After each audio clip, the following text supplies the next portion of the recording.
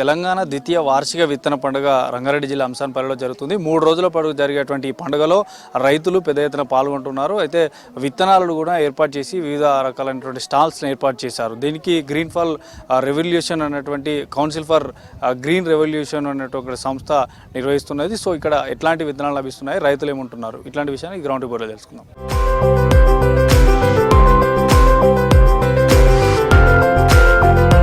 ఆహార భద్రతకు సీడ్స్ అత్యంత కీలకం. ప్రాచీన కాలం నుంచి భిన్న రకాల దేశీ వంగడాలతో పంటలు పండుతున్నాయి. ప్రకృతి ప్రసాదించిన వరంగా దేశీ విత్తనాలకు ఖ్యాతి. అలాంటి చోట హైబ్రిడ్ సీడ్స్ రావడంతో దేశీ వంగడాల వాడకం అంతకంతకు తగ్గుతోంది. హైబ్రిడ్ సీడ్స్ తో జీవ వైవిధ్యం లేని ఆహారం తినాల్సిన పరిస్థితి కలుగుతోంది.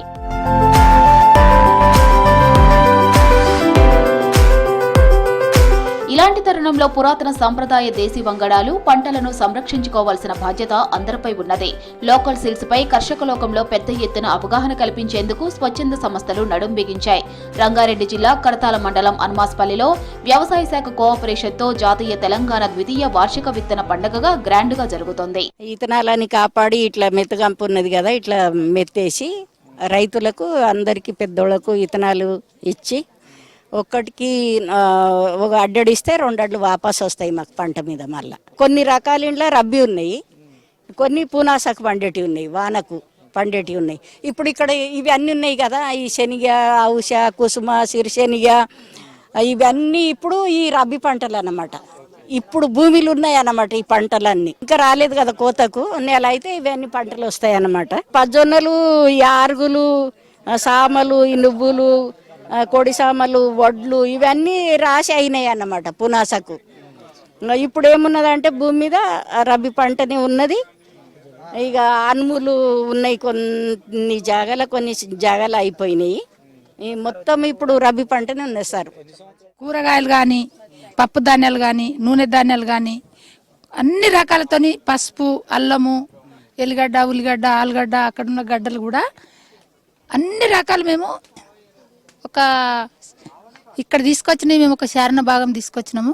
మా పాములు అయితే చాలా రకాలు ఉంటాయి, చెట్లు ఉంటాయి, పంటలు ఉంటాయి, అన్ని రకాలు పండిస్తున్నాము. రోజుకొక 50 మంది మేము అట్లా పనిచేస్తాము. టమాటా, మిరపకాయ, దీన్ని ఎల్లో టమాటా అంటాము.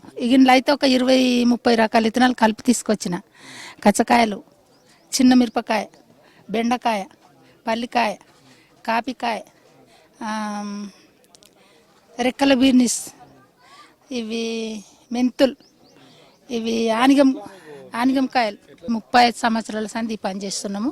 మా భూముల్లో కూడా కల్తీ మంది వేయము, పంటలకు వేయము. కాబట్టి ఇవన్నీ మేము చేసుకొని ఇక్కడ తీసుకురాగలుగుతున్నాం. ఇక్కడ ఒక్క దిక్కే కాదు, పెద్ద పెద్ద దేశాలు, పెద్ద పెద్ద రాష్ట్రాలలో కూడా మేము చాలా రకాలు తీసుకొని పోయి చూపెట్టినాము, మాట్లాడుతున్నాము, ఇస్తున్నాం మందికి కూడా. కొన్ని ఇంట్లో అమ్మమ్మ, తాతయ్యలు వాడిన యంత్ర పరికరాలు, ఉత్పత్తులు అపురూపమైన జ్ఞాపకాలుగా మారాయి. నవతరానికి ఆనాటి కళాఖండాలు వారసత్వం అవుతున్నాయి. సంవత్సరాలు పెరిగే కొద్దీ వాటి విలువ పెరుగుతూనే ఉంటుంది. అందుకే ఆనాటి వస్తువులను ఇళ్లలో అపురూపంగా భద్రపరుచుకుంటాం. కానీ మన ఆకలిని తీర్చే దేశీ వంగడాలను మాత్రం నేటి తరం నిర్లక్ష్యం చేస్తోంది. మల్టీనేషనల్ కంపెనీల హైబ్రిడ్ విత్తనాలతో రోగాల బారిన పడుతున్నారు. 13-14 సంవత్సరాల నుంచి మామూలు నాటు వ్యవసాయం, మామూలు దేశీ వ్యవసాయం చేస్తున్నాను. ఇది తేనె పరిశ్రమ కూడా ఉంది నాది. తేనె అట్లనే కుసుమలు పండించి కుసుమ నూనె తయారు చేస్తాను. అయితే కారం, పసుపు, కందిపప్పు అట్లనే అన్ని దేశీ విత్తనాలు నేను పండించినవి. ఇవి వేరే ఇట్లాంటి ప్లేసెస్కి వెళ్ళినప్పుడు రకరకాల విత్తనాలు తెచ్చుకొని మా దగ్గర వేసుకుంటున్నాం. అంటే రీజనబుల్గానే ఇస్తానండి. వరి పంట ఇస్తాం, కొంత కూరగాయలు అవి పండిస్తాం. అన్ని దేశీ విత్తనాలు అన్ని తీసుకున్నాం. వేరే వేరే రాష్ట్రాల నుంచి వచ్చినాయి అన్ని తీసుకున్నాం. దేశీ టమాటా, దేశీ కాకర, ఆకుకూరలు అన్ని ఎప్పటికప్పుడు వెరైటీ అన్ని తీసుకెళ్ళి పండిస్తుంటాం. అవి కొన్ని చేస్తుంటాం. వ్యవసాయం ఆర్గానిక్ అంతా ఇక ఎరువులతోటే చేస్తాం. 5 సంవత్సరాల సంది ప్రకృతి వ్యవసాయం చేయడం జరుగుతుంది. సుభాష్ పాలేకర్ గారి విధానంలో దేశీ విత్తనం నుంచే మొదలుగా అన్ని సమస్యలకు సమాధానం దొరకగలుగుతుంది ఈ వ్యవసాయం నుంచే. మిగతా మనం ఎన్ని కంట్రోల్ చేసినా ఏం చేయలేము. ప్రకృతి వ్యవసాయం వల్లనే మళ్ళీ అన్ని యథాస్థితికి వచ్చేస్తాయి. అన్ని రకాల విత్తనాలు ఉన్నాయి, కూరగాయలు, ఆకుకూరలు, వడ్లు, మనకు ఎన్నో తెలియనివి మరుగున పడిపోయినాయి. అన్ని చాలా ఇతర రాష్ట్రాల నుంచి కూడా వచ్చారు. వాటిని మనం తీసుకొని మన ఆరోగ్యం కోసం ఇంటి కోసమైనా ఓ తోట గార్డెన్ ఒక 100 గజాల స్థలం ఉన్నా 10 గజాల స్థలం ఉన్నా తీసుకొని పెట్టుకొని వాటిని పండించుకొని తినడం అనేది చాలా అందరికీ మంచిది ఆరోగ్యం. ఫస్ట్ మన పెద్దవాళ్ళు ఏం తిన్నారు, ఎలా ఉన్నారు, వాళ్ళకి ఏమైనా అటాక్ అయినాయా, ఆ వెర్షన్లో వెళ్ళాలి. నీది చెడ్డది నాది చెడ్డది అనుకుంటా పోతే అది అక్కడే సరిపోతుంది. ఎందుకు మూలం ఎక్కడ జరిగింది అందరికీ తెలుసు, అయినా అడుగు వేయలేకపోతుర్రు. తెలియదన్న విషయం ఎవ్వరికి ఏం లేదు. అన్ని దేనివల్ల ఏది జరుగుతుంది అనేది తెలిసినా ఒక్క అడుగు ప్రయత్నం చేయలేకపోతున్నారు. ఆనాటి దేశీయ వంగడాల సంరక్షణ కోసం పలు ఎన్జీఓలు ముందుకు వచ్చాయి. గ్రామీణ ప్రాంతాల విత్తనాలను పునరుద్ధరించి రైతులందరూ వాడేలా కసరత్తు చేస్తున్నాయి. దేశీయ ఉనికిని చాటే అమూల్యమైన సంపద ప్రమాదంలో పడుతుందని నిపుణులు ఆవేదన వ్యక్తం చేస్తున్నారు. ప్రపంచీకరణతో కోకొల్లోలుగా హైబ్రిడ్ సీడ్స్ మార్కెట్లను ముంచెత్తుతున్నాయి. అధిక దిగుబడి ఆశ చూపి రైతులు పంటలు పండేలా ఆకట్టుకుంటున్నాయి. కంది, పెసర్లు అన్ని రకాలు కూడా డెవలప్ చేస్తున్నాము. మొక్కజొన్న రకాలు చాలా రకాలు ఉన్నాయి యూనివర్సిటీలో. సో ఇందులో కొన్ని చూసుకున్నట్టే మెయిన్గా తెలంగాణ సోనా, ఇది నెంబర్ కూడా 15048 అంటారండి, RNR 1504. ఇది ఏంటంటే దీనిలో ఇది షుగర్ పేషెంట్స్కు చాలా మంచిది. లో గ్లైసెమిక్ ఇండెక్స్ అని ఉంటుందండి.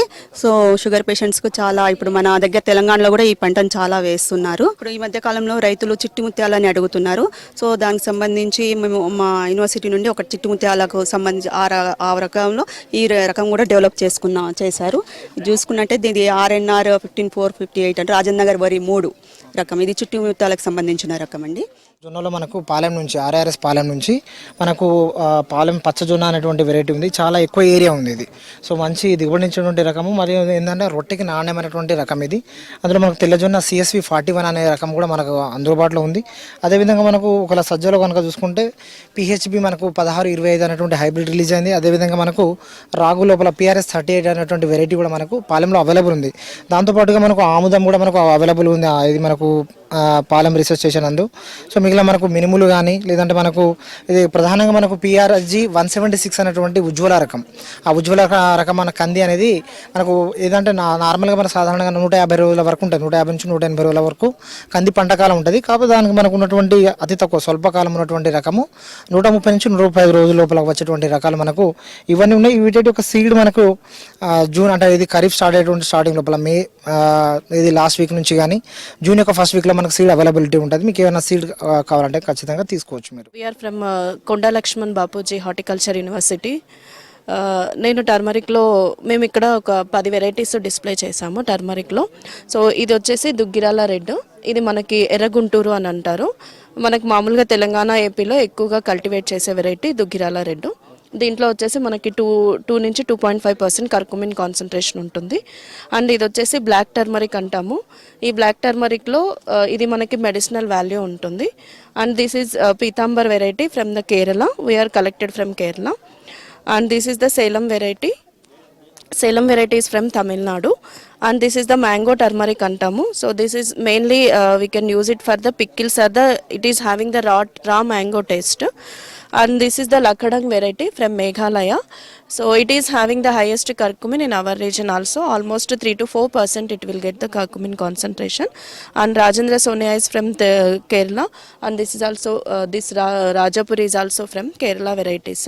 So in turmeric research station we almost maintain 300 plus varieties as a germplasm collections, and every year we'll go with the seed selling.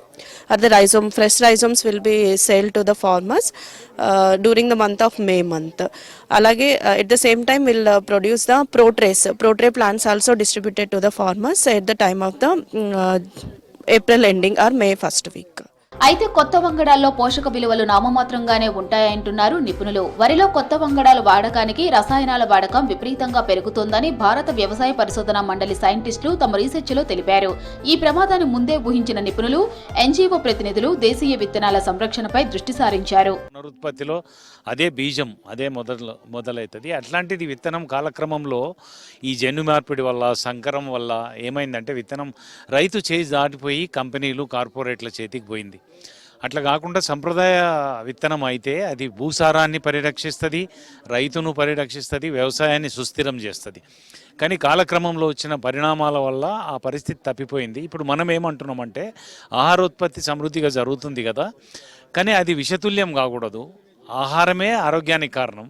ఆ ఆహారానికి ఆ విత్తనం మూలమైనప్పుడు దేశీయ విత్తనము, సంప్రదాయ విత్తనము దాన్ని పునరుద్ధరించుకుందాం అనే ఉద్దేశంతో మేము ఇక్కడ విత్తన పండుగ అనేది council for green revolution, Bharat Beej Swaraj Manch అని ఈ 2 సంస్థలు కలిసి ఇంకా ఒక 20 సంస్థల సహకారంతో గత సంవత్సరం తొలి పండుగ తెలంగాణ తొలి విత్తన పండుగ చేసినాం. ఇప్పుడు తెలంగాణ ద్వితీయ విత్తన పండుగ ఒక 70 స్టాల్స్ మీరు చూస్తున్నారు కదా. ఈ వరి వంగడాలు, కొన్ని వేల రకాల వరి వంగడాలు ఉండేవి. కాలక్రమంలో ఏమైందంటే వీటన్నిటిని గుత్తాధిపత్యంగా చేతిలో పట్టుకొని రైతు దీనంగా క్యూ కట్టి విత్తనాలు కొనుక్కొని పోవాలి.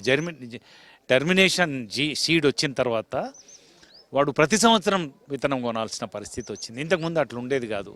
తన పంటలో ఏపుగా పండినవి గుర్తించి ఇగో ఇది విత్తనం పెట్టుకుంటా అని తీసుకొని తన విత్తనం తానే తయారు చేసుకొని, తానే ఎంపిక చేసుకొని, తానే భద్రపరుచుకొని, తానే పండించుకునేది. ఆ పరిస్థితిని మళ్ళీ తీసుకురావాలి. తీసుకొస్తే రైతు సంక్షేమం ఉంటుంది, వ్యవసాయం సుస్థిరమవుతుంది, ఆహారం భద్రంగా ఉంటుంది, మన ఆరోగ్యాలు కూడా సురక్షితంగా ఉంటాయి అనే ఉద్దేశంతో ఈ 3 రోజుల పండుగను మేము నిర్వహిస్తాం. దేశీయ విత్తనాల్లో పోషక విలువలకు కొదవలేదంటున్నారు జీవ వైవిధ్య నిపుణులు. రైతులు నాటి లోకల్ సీడ్స్ ను వదిలేసి హైబ్రిడ్ విత్తనాల వెంట పడుతున్నారని అంటున్నారు. ఇలాగే కొనసాగితే రానున్న కాలంలో సాంప్రదాయ వంగడాలు అంతరించిపోయే పరిస్థితి తలెత్తుతుందని చెబుతున్నారు. భావితరాలకు సురక్షితమైన వంగడాలు అందించాలంటే దేశీయ విత్తనాలను జాగ్రత్తగా భద్రపరుచుకోవాలంటున్నారు. ఇందుకోసం కమ్యూనిటీ సీడ్ బ్యాంకులను ఎక్కువగా ఏర్పాటు చేసుకోవాలని జీవ వైవిధ్య నిపుణులు సూచిస్తున్నారు.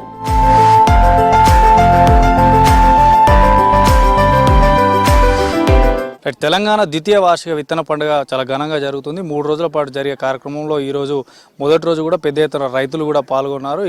ఇక్కడ ఇతర రాష్ట్రాల నుంచి కూడా దేశీ విత్తనాలను స్టాళ్లలో ఏర్పాటు చేశారు. క్రిమి సంహార మందులు ఎలాంటివి లేకుండా పూర్వకాలంలో పెద్దలు ఆడినటువంటి ఆ విత్తనాలనే సమృద్ధిగా పెంచి ఇప్పటికీ కూడా వాటినే అమ్ముతున్నారు. ఇట్లాంటి విత్తనాలు ఉంటేనే పర్యావరణానికి మంచిది. ఎట్లాంటి అనారోగ్య సమస్యలు రావని కూడా చెప్తున్నారు. వీడియో జర్నలిస్ట్ నాగేష్తో అనిల్, V6 న్యూస్, అంసన్పల్లి నుండి.